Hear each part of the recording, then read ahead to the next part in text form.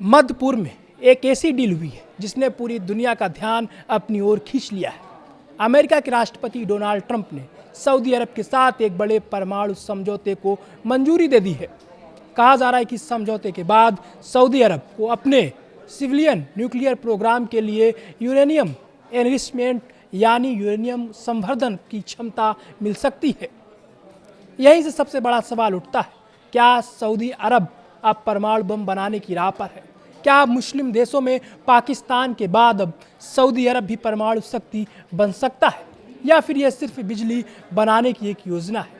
नमस्कार, मैं सौरभ शुक्ला और आप देख रहे हैं न्यूज़ 18। आइए अब पूरी खबर समझते हैं।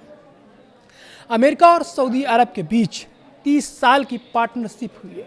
ये समझौता आधिकारिक तौर पर सिविलियन न्यूक्लियर एनर्जी यानी शांतिपूर्ण परमाणु ऊर्जा कार्यक्रम के लिए है। इसका मकसद बिजली बनाना, मेडिकल रिसर्च को बढ़ावा देना और तेल पर निर्भरता कम करना बताया गया है। लेकिन इस समझौते का सबसे बड़ा हिस्सा है यूरेनियम एनरिचमेंट की संभावित अनुमति। यहीं से पूरी दुनिया में बहस शुरू हो गई है। अब सवाल है, यूरेनियम एनरिचमेंट आखिर होता क्या है? अब ये समझने वाली बात है। प्राकृतिक यूरेनियम सीधे परमाणु रिएक्टर में इस्तेमाल नहीं किया जा सकता, उसे एक खास प्रक्रिया से गुजारा जाता है। इसी प्रक्रिया को यूरेनियम एनरिचमेंट कहा जाता है। कम स्तर का एनरिचमेंट बिजली बनाने वाले परमाणु रिएक्टर में काम आता है। लेकिन अगर यही एनरिचमेंट करीब 90% तक पहुंच जाए तो उसी यूरेनियम का इस्तेमाल परमाणु बम बनाने में भी किया जा सकता है। यही वजह है कि ये तकनीक पूरी दुनिया में सबसे ज़्यादा निगरानी वाली तकनीकों में गिनी जाती है।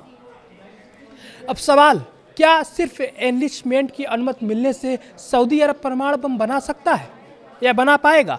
जवाब है बिल्कुल नहीं, क्योंकि परमाणु बम बनाना सिर्फ यूरेनियम एनरिचमेंट का मामला नहीं है। इसके लिए वेपन्स ग्रेड यूरेनियम तैयार करना होगा, हथियार की डिज़ाइन बनानी होगी, मिसाइल या दूसरे डिलीवरी सिस्टम तैयार करने होंगे और सबसे बड़ी बात, अंतर्राष्ट्रीय निगरानी से बाहर निकलना होगा। इन सब कदमों को दुनिया से छिपाना बेहद मुश्किल माना जाता है। तो फिर अमेरिका ने ऐसा समझौता क्यों किया? दरअसल यह डील ऐसे समय हुई है जब अमेरिका और ईरान के बीच तनाव लगातार बना हुआ है। मध्य पूर्व में ताकत का संतुलन बदल रहा है। ऐसे में अमेरिका अपने सबसे करीबी सहयोगी सऊदी अरब के साथ रिश्तों को और मजबूत करना चाहता है। रिपोर्टों के मुताबिक अगर सऊदी अरब में यूरेनियम एनरिचमेंट की सुविधा बनती भी है तो वह अमेरिका के समर्थन और निगरानी में होगी, यानी हर कदम पर वाशिंगटन की नज़र रहेगी।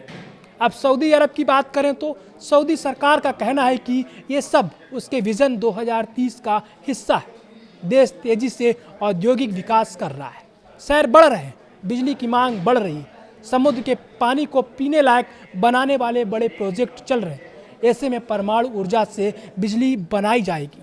इससे घरेलू तेल की खपत कम होगी और ज़्यादा तेल दुनिया को बेचकर कमाई बढ़ाई जा सकेगी। लेकिन दुनिया के रणनीतिक विशेषज्ञों की नज़र हर समझौते पर टिकी हुई है, क्योंकि इतिहास बताता है जहां यूरेनियम एनरिचमेंट की तकनीक पहुंचती है वहां सवाल भी खड़े होते हैं। हालांकि अभी तक ऐसा कोई सबूत नहीं है कि सऊदी अरब परमाणु हथियार बनाने की दिशा में बढ़ रहा है। लेकिन इस डील ने मध्य पूर्व की राजनीति में नई हलचल जरूर पैदा कर दी। फिलहाल इतना साफ है कि ये समझौता परमाणु बम बनाने की मंजूरी नहीं, लेकिन यह भी सच है कि यूरेनियम एनरिचमेंट जैसी तकनीक भविष्य में किसी भी देश की क्षमता बढ़ा सकती है। अब पूरी दुनिया की नज़र इस बात पर रहेगी कि सऊदी अरब इस तकनीक का इस्तेमाल सिर्फ बिजली बनाने के लिए करता है या आने वाले समय में तस्वीर कुछ और बनती है।